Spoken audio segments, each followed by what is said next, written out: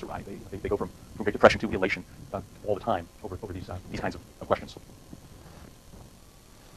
Okay, other questions about that so far? All right, I think we're going to skip some of the details here. I pointed this out before. This covenant business is important, and it does make a lot of sense that it would be, because remember, the Puritans are drawn from that middling sort of population of England. They're the ones who aren't locked into medieval roles, so they're merchants, and they're people with education, they're people who are in a position to make contracts. So it is logical that they would use that framework to view the Bible, and they do. And they're alone in doing that. To say that is, it's common. Many Protestants at this time are doing it. It's not very common today, but it was then. Let me turn to a piece. This is by John Winthrop, who also wrote the piece that you may have read today. He is, as I mentioned, the leader of the Protestants. And this is his view of liberty. As I say, it follows very much from, you'll see the theological roots in it, but let me read it here. There is a twofold liberty: natural, as our nature is now corrupt, and civil or federal. The first, as natural, is common to man with beasts and other creatures. By this, man, as he stands in relation to man, simply hath liberty to do what he lists, that is, whatever he wants.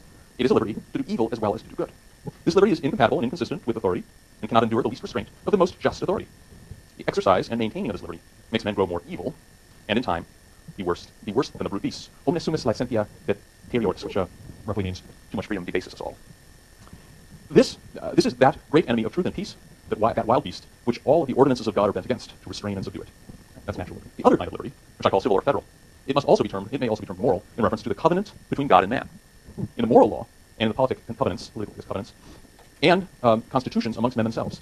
This liberty is the proper end and object of authority, and cannot subsist without it. And it is a liberty to that only which is good to do. Sorry, it is a liberty to do. There's a word missing here. A liberty to do that only which is good, just, and honest.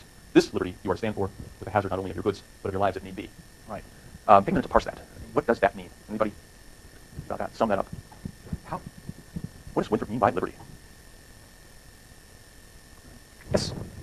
There's a natural liberty that debases, and then there's other liberties just between humans, or civil liberty, allow man to evolve, and because this covenant or contract between God and man, for it to happen there in a civil way, not a natural way. Oh, okay. I take that. So, what is the civil? Then I think you're right. The natural liberty is fairly clear. That's do whatever you want, right? Beast habits, everybody's got that. What? But civil liberty? That's a little questionable. I think you're trying something. It has something to do with that covenant, maybe, right? But what's really going on? Liberty is the proper end and object of authority, and cannot subsist without it. Liberty cannot subsist without authority, right? Is that what we're saying here? And is a liberty. Sorry, the word's missing here. And is a liberty to do that only which is good, just, and honest. What kind of liberty is a liberty to do only that which is good, just, and honest? Have you ever had that kind of liberty before? Would you use the word liberty to describe the right to do only that which is proper, good, and just?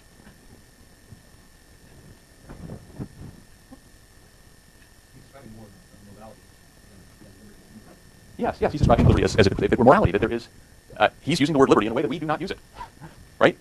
The liberty to do what's good only. Yes?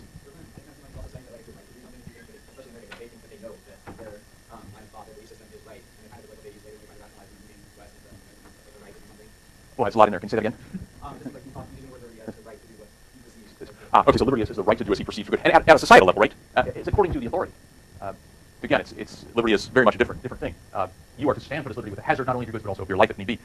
And it's the authority that's behind it. The authority is what's going to decide what's good, just, and proper. Right? And so I think you're onto something we're going to talk about later, how these attitudes do actually stand behind manifest destiny, but it's not a straight line. Yes?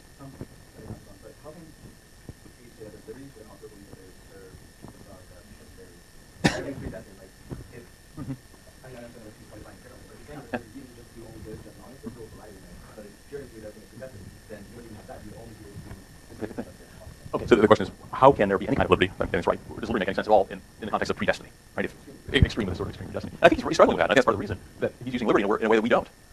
The Puritans are not big on free will. I'm not sure that I don't think they believe that they're exactly free will, but I don't think they would also say that they understood everything. But as I was saying at the outset, New England is going to turn into something that's both a free agricultural paradise, but it's also a totalitarian one-party theocracy. And they really are these two elements within it. And I think this is Orwellian. This idea that what we're going to call liberty is the right to do only that which we tell you to do. You can't really, it's not very far from there to freedom of slavery and ignorance of strength, right? Right? You're following this? I'm getting that blank look. All right, I'll just get used to it. In practice, despite that, or perhaps somewhat because of it, Puritans got a government that is unusually honest, efficient, and representative, particularly compared to the government of Virginia. In both places, we see this dynamic that parallels what's going on in England, whereas that is the drive that Hakluyt mentioned of Englishmen to govern themselves. And we saw that One of the inducements that Edwin Sandys used in order to induce people to Virginia was to set up the House of Burgesses, that representative body. In New England, a similar process occurs. It goes even faster. The Puritans had a very unusual charter. I mean, they're a joint stock company, just like Virginia is. But for some reason, it's still not quite clear. The charter did not specify where the stockholders would meet. So in the case of the Virginia Company, it did. It was in London. So Virginia Company had to be run from London. As a result, the authority really was in London. It wasn't mentioned in the charter of Massachusetts Bay Company. So the Massachusetts Bay Company decided that it would be in Massachusetts.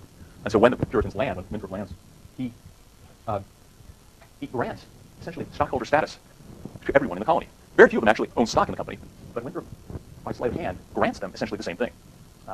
He grants them the rights of stockholders, and thus the place becomes essentially a democracy. Use those terms a little bit loosely, but he grants self-government to everybody who's there. So once that happens, they get an elected legislature. All of the heads of households, as they are made freemen. Freemen is equivalent to a shareholder in this company. And again, the legislature grows in power very quickly.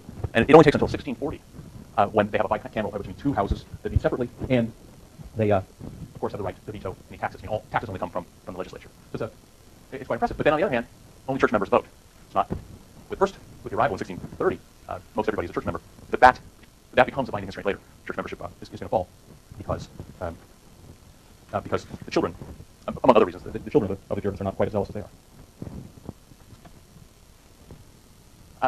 Really important characteristic of New England is the village. And I think it expresses a lot of what the Puritans are about. And it's something that is very different from what happens in Virginia or the South or the Western frontier or the Middle colonies. It illustrates, it indicates a level of organization that is unusual in this period in North America.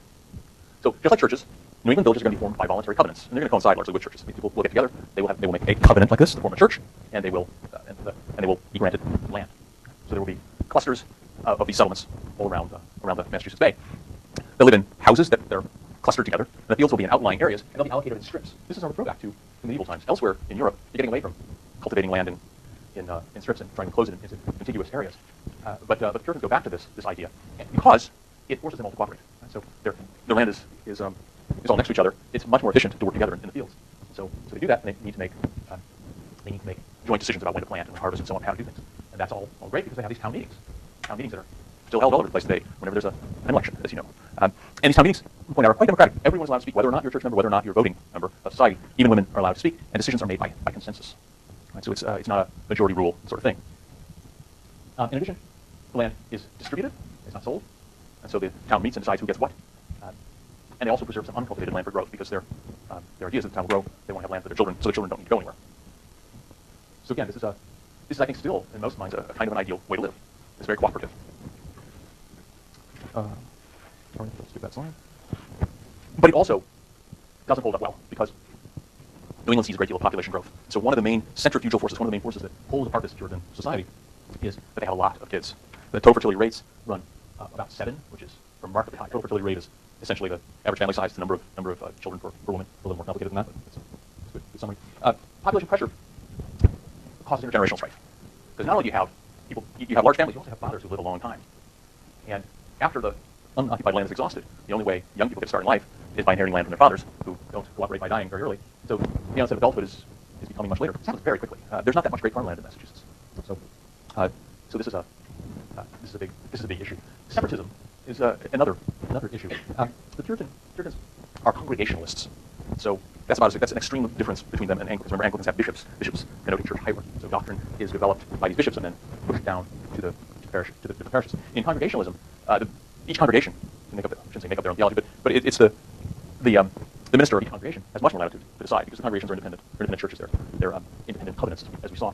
And the logical conclusion of that is that they're going to disagree on stuff. And because of those disagreements, you soon have Connecticut and later New Hampshire and Vermont and Rhode Island, of course. All of these are settled by Puritan Congregationalists who simply disagree on one issue or another. Rhode Island, the most famous followers of Roger Williams, who has very different ideas.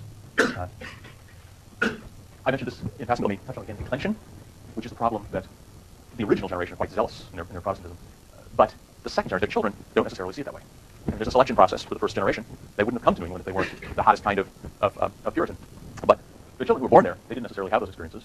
They don't necessarily have the vigor, and so they tend not to wind up being church members. Church membership is not something that is entirely a choice. At various points, there are tests of salvation, which are controversial, but still, to be a member of the church is not something you simply can decide. It's a difficult thing. So fewer and fewer are. And the result of being something called a halfway covenant, where the church makes a big compromise and lets people who aren't really saved in. But that really dilutes the notion of Protestantism. It also points at one of these intergenerational conflicts. And finally, the last big deal, which should be pointed out is the Enlightenment. The Enlightenment we talked about before, we'll mention it again, because it's a big deal. It's this idea, it's a set of ideas that come out of the 18th century. The biggest opponent being John Locke. Very different from the little speech that we read. Enlightenment makers take liberty seriously. And when they say liberty, they mean something very close to what we mean by it. Those ideas are not very consistent with Puritanism. And in the end, it's going to be the Enlightenment that wins. And we will see how that happens next week. Thank you.